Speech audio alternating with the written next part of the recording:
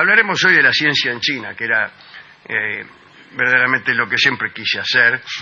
Todo esto que he venido haciendo estos años no es más que un pretexto para que hoy cayera casi como de madura la ciencia en China, que es lo que viene inmediatamente después de decir que el ocuparse de los perros, el no ocuparse de los perros no garantiza el ocuparse de los pobres. ¿Qué viene? La ciencia en China, inmediatamente. Hablando de eso, dice alguien, la ciencia en China. Aquí se ha dicho muchas veces el siguiente pareado: para grandes y grandes desatinos no hay como los japoneses y los chinos. Vamos a referirnos hoy a la ciencia en China, que está llena de desatinos. Por comodidad nos ubicaremos en el segundo imperio de la dinastía Han, que es el corto periodo que va desde el año 25 al 220 de nuestra era. Hay, ya saben ustedes, un montón de dinastías en la China, ya lo hemos dicho varias veces. La primera es la dinastía mítica, la del emperador amarillo, que no tiene una cronología muy cierta, son dinastías conjeturales. Después la Xia, lo escriben con H y con S, es muy difícil decir Xia, pero bueno, así es. Después la Yang, después la Zhou, después la Qin. Ahí en esa dinastía de corta trayectoria estuvo el legendario segundo emperador amarillo, que fue Shi Huangdi, aquel de la muralla y los libros que cita Borges, aquel que se proclamó primer emperador y para enfatizar ese nombramiento abolió el pasado. ¿Qué es lo que debe hacer uno cuando da por no existente el pasado? Primero, quemar los libros, porque los libros dan cuenta de un pasado. Entonces quemó los libros, abolió el pasado, se proclamó primer emperador, negó toda sabiduría anterior, pero además era un hombre que tenía mucho miedo a la muerte. Entonces se construyó un palacio de 365 habitaciones y una prefabricada para los años bisiestos, y dormía cada noche en una habitación distinta para que la muerte no pudiera sorprenderlo. Y también es Shi Huangdi el que comenzó la construcción de la muralla china, tal vez para detener a los bárbaros, tal vez para detener a la muerte misma, yo no lo sé. Dinastías famosas, la Tang, la dinastía de los mongoles llamada Xuan, que fue la que encontró Marco Polo, que dijo así son los chinos, y eran los mongoles. Y nunca lo supo porque ¿quién podía saberlo, ¿no? Y después la dinastía Ming, que es aquella que construía las porcelanas de la dinastía Ming, que se rompían siempre en las películas de espionaje, ¿no? La película de Simón Templar, El Santo, se arrojaban con jarrones de la dinastía Ming. Y después los manchúes, que fue la última dinastía de los chinos, que terminó en 1912 con la revolución que, como sabe cualquiera que haya visto esa película, El último emperador, ese fue el pibe ese. Bueno, listo. Pero bueno, segundo imperio Han. La burocracia central dio empleo a muchos astrónomos, ingenieros, magos, porque la ciencia y la hechicería podían coexistir. Se mantenía todavía en pie la vieja idea de que los fenómenos naturales tenían mucha relación con los poderes sobrenaturales. La disciplina más importante era la astronomía, cuyas predicciones respecto a los movimientos celestes eran consideradas secretos de Estado. El servicio meteorológico estaba rodeado de una guardia, unas puertas que nadie entraba. Eso era el secreto. El clima de mañana era un secreto. En un edicto imperial dice lo siguiente. A ver, lo tiene ahí. Pero lo tengo aquí. De ahora en adelante, los funcionarios astrónomos de ninguna manera podrán reunirse con funcionarios de la Administración General ni con el pueblo. El censor cuidará de ellos. Es decir, que los funcionarios astrónomos no podían ir a los cafetines divulgando cosas tales como la proximidad de eclipses, las fases de la luna, etcétera, ¿no?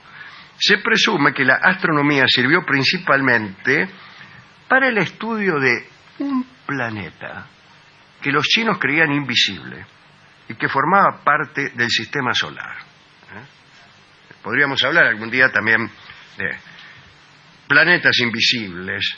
Bueno, los pitagóricos, por ejemplo, hablaban de un fuego central, decían que la Tierra giraba alrededor de un fuego central que nunca veíamos, porque la Tierra presentaba ante ese fuego siempre el mismo hemisferio, que era el hemisferio deshabitado, ¿no? Sería el hemisferio sur, digo yo, y que la gente habitaba en otro hemisferio, que era el habitado. Lo que veíamos de brillante en el Sol no era otra cosa que el reflejo de ese fuego central.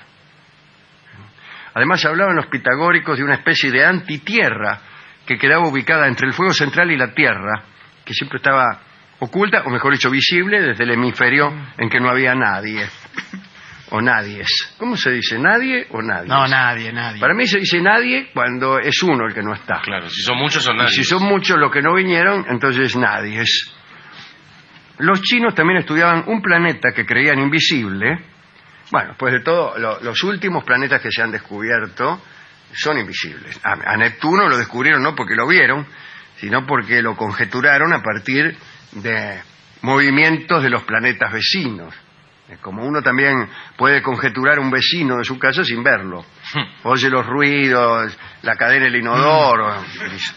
Nunca lo vio al tipo que trabaja de vigilante o de panadero y se levanta a las 4 de la mañana, pero uno lo conjetura y dice, ahí debe estar Neptuno. Bueno, durante el siglo II de la era cristiana surgió en la China una teoría conforme a la cual los cielos no estaban compuestos de materia, sino que las estrellas flotaban en un espacio infinito y vacío. Un verdadero desatino. ¿A quién se le puede ocurrir que las estrellas, lejos de estar clavadas en la bóveda celeste, flotaban en el espacio infinito? A los chinos. Era una teoría extraña.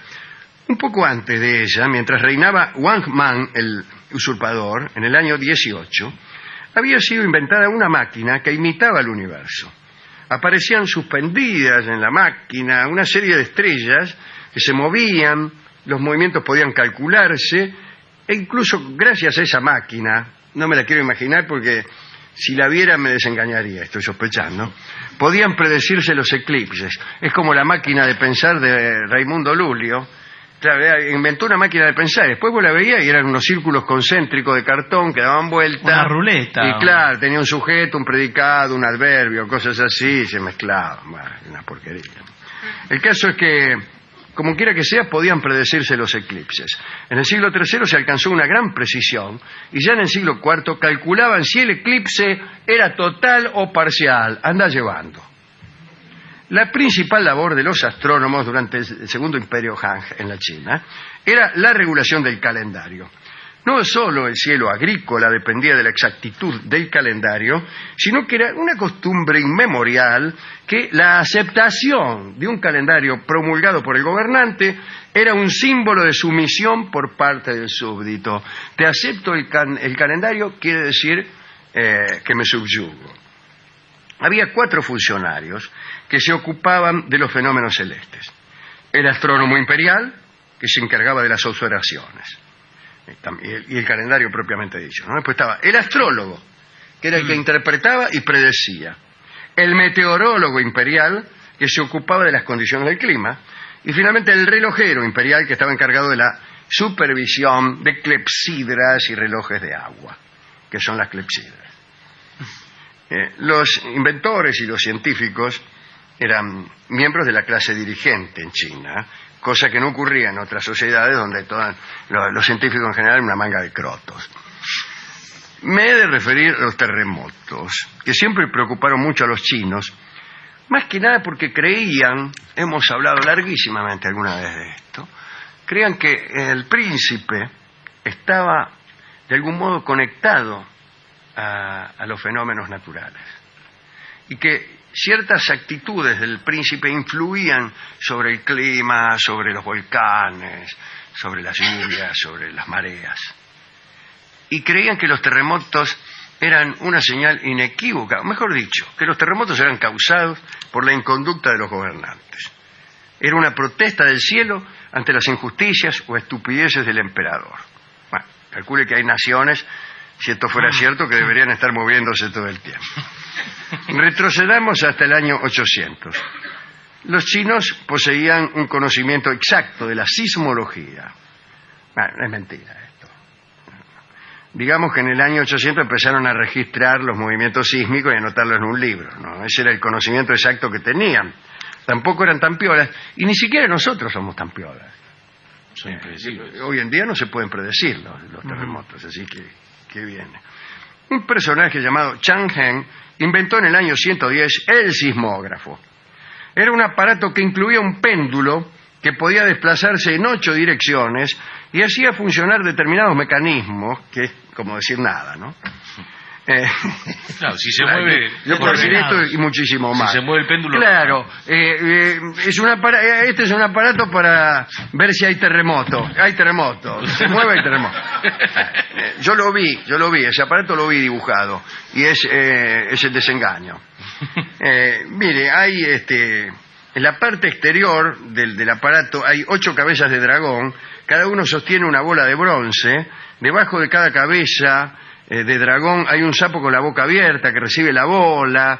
Bueno, cuando la Tierra se mueve suelta la bola, es una cosa. Es vistoso. Es vistoso, es gracioso, sí. Y permite situar, aunque sea lejanamente, el epicentro del terremoto. Permite saber de qué lado viene el asunto. Eso es verdad. Pero este matemático Chang Heng era, mejor dicho, este sismólogo era además matemático, fue el que midió una línea desde la Gran Muralla hasta Nam y estableció el arco de meridiano, tal como hizo Eratóstenes en Egipto, un cacho antes me parece. Otros personajes importantes de la ciencia china eran los alquimistas, pero en realidad está por verse, mejor dicho, se ha visto que la alquimia no es del todo una ciencia o que no lo es en absoluto. Los alquimistas chinos querían obtener ellos la sabiduría y la inmortalidad, la verdadera, la inmortalidad corporal, no la inmortalidad de sus obras o de su renombre. Hemos hablado acá en este programa del ginseng, de aquella manera de hacer circular el aire lentamente, los taoístas, ¿no? Aquellos que se adiestraban, se metían en un cuarto oscuro y trataban de retener el aliento primero durante un latido del corazón, después durante 2 latidos, 3, y así hasta que podían, mejor dicho, si conseguían llegar a contener el aliento durante 1000 latidos, se convertían en inmortales o se morían, no me acuerdo. El famoso Wan Chi Punao, hablamos el otro día, son esas técnicas sexuales taoístas, sí, que consisten en recitar caballito criollo. ¿Sí? O algo así. O algo así. Sí. Los taoístas son muy explícitos, pero yo trataré de no serlo, porque después de todo no conviene que lo sepan muchas personas. Pero básicamente generar la energía sexual para no dejarla escapar. Y ahí cuentan, y lo hemos dicho no hace mucho aquí, que el emperador amarillo era capaz de beneficiar a 1200 concubinas sin dañar su salud y sin despeinarse. Algunos alquimistas conseguían oro, conseguían la transmutación de los metales. Pero ese oro no se vendía, sino que era una etapa para proceder a la obtención de la sabiduría y luego la inmortalidad. El primer texto alquímico conocido fue el Shang-Gun-Shi, que era un seudónimo. El Shang-Gun-Shi era el tipo, ¿no? El que lo escribió. El de Shang-Gun-Shi, que era un seudónimo en realidad como todos los nombres chinos, ciertamente. No. El libro explica en 90 párrafos, que es poco, la fabricación partiendo del oro de la píldora de la inmortalidad, que se conseguía mediante un procedimiento térmico muy complejo, tan complejo que en realidad no sale nunca bien. Bueno, había muchos científicos trabajando en los talleres imperiales durante el Segundo Imperio Han. Allí se inventó el fuelle metalúrgico. Andá llevando. ¿Qué es el fuelle metalúrgico? ¿Qué es? El de la fragua. Ajá. Ese que vos le das manejo y sale un aire y ahí este fuelle se movía por fuerza hidráulica. Y ahí eso sirve mucho para la industria del hierro y te deja en la puerta del acero, digamos en la puerta, ¿no? Otro invento de los talleres imperiales fue el papel, realizado por un eunuco, Sai Lung, y el papel cuando se combinó con la imprenta, revolucionó las comunicaciones. Aquí hay que desdecir a algunos historiadores que dicen que los chinos inventaron la imprenta. Bueno, la imprenta de los chinos era casi una imprenta.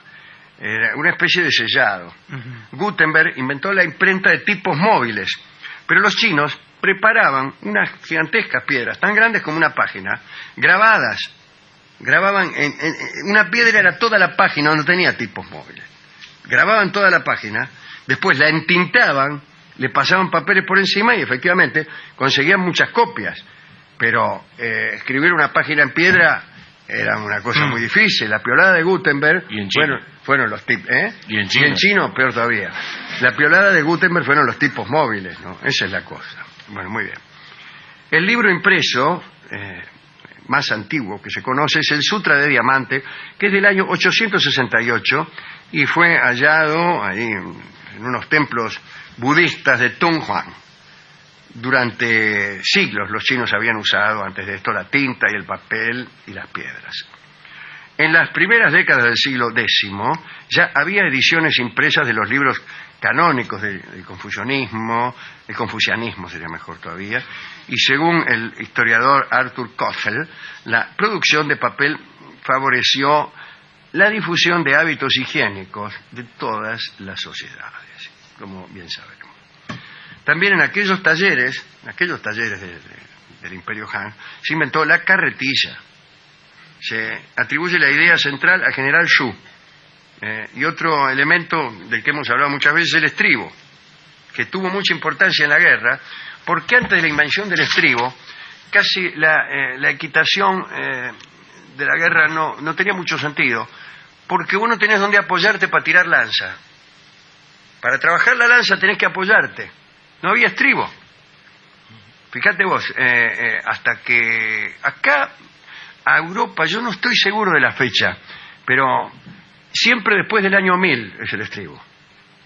El estribo. Las tropas romanas no llevaban estribo. Miren las películas.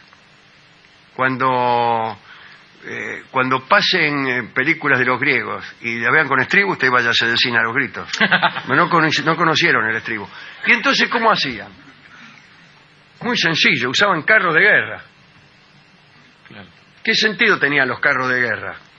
Porque no habían inventado el estribo, y si vos no estabas arriba de un carro no podías tirar la lanza. Y si tirabas la lanza y no tenías estribo, te ibas con lanza y todo. Claro, con todo. Bien, no podías hacer fuerza.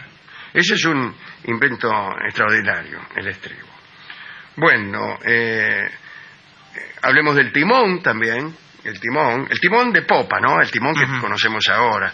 Lo inventaron los chinos durante el Imperio Han. En el occidente manejaban los buques con remos, y esto limitaba mucho el tamaño de los buques. Cuando Vasco da Gama dobló el Cabo Buena Esperanza, los buques que usó Vasco tendrían unas 300 toneladas. 60 años antes, el almirante Qin Ho, el más famoso de los almirantes de la historia china, navegó las costas orientales del África con unos barcos de 1.500 toneladas, porque ya tenían el timón de popa. Bueno, también estaba, digo, así como una breve mención para la medicina china, el yin y el yang, todo eso, los 5 órganos importantes, el corazón, el hígado, el vaso, los pulmones y el riñón. Y esto se le relacionaba con los 5 elementos que eran el agua, el fuego, la madera, el metal y la tierra. Todas esas cosas. No ponían cerebro. Entre los No, importantes. para nada. Pero eso no era muy importante acá, la medicina china. Remedios hechos a base de plantas, de insectos. Sí conocían el pulso. Wang Shuho en el año 301 explicó que 6 pulsos podían ser examinados para descubrir la condición de los órganos internos de cada uno. Y el tipo describía 52 tipos principales de pulso, incluyendo 9 que significaban la muerte inminente. Pero no hablaremos de la medicina china. Todo esto lo quiero decir para decir que los chinos inventaron todo. Sí, la verdad. No ni hablamos de la pólvora, porque lo inventaron no en los talleres del Segundo Imperio Han. Los cohetes, los famosos cohetes, cuando fue Marco Polo, que se encontró, ya que están los chinos, que eran los mongoles, estaba ahí Kublai Khan y le dice a los cortesanos, a ver, dice, tírenle unos cohetes acá a los señores Polo. que estaban Marco Polo, el tío, que se empezaron a tirar cohetes, ¡pua, pua! Y Marco Polo, y bueno, está bueno, padre, ya está. No se entusiasma. Pero también son un invento chino. Todo es un invento chino. Todo, absolutamente todo. menos la virome. La virome es argentina y todos los demás inventos son chinos. Pero qué curioso que hayan inventado el estribo. Para un gaucho, que un estribo sea un invento de un chino. Pero todas las cosas gauchas las inventaron los chinos también. Todas las cosas, las boleadoras. Las boleadoras, los chinos. ¿La rastra? ¿En serio? La rastra, los chinos. El rebenque. El rebenque, los chinos. El recabo y la montura, los chinos. Y el tirador, los chinos. Por eso le dicen la China. Por ella, la mujer le inventaron los chinos. Todo los chinos. Escucharemos ahora un estilo que canta Carlos Gardel, que es de los primeros que él ha grabado, no en esta versión, pero históricamente, y que se llama El tirador plateado, que seguramente se trata también de un invento chino. El gaucho también es un invento chino, el mate, la bombilla, la empanada y la argentinidad toda es un invento de los chinos. Un bello estilo escucharemos, un hermoso estilo. El tirador plateado. Adelante. Dinastías conjeturales. Después la CIA. CIA lo escriben con H y con S. Es muy difícil decir CIA, pero bueno, así es. Después la Yang, después la Zhou, después la Qin.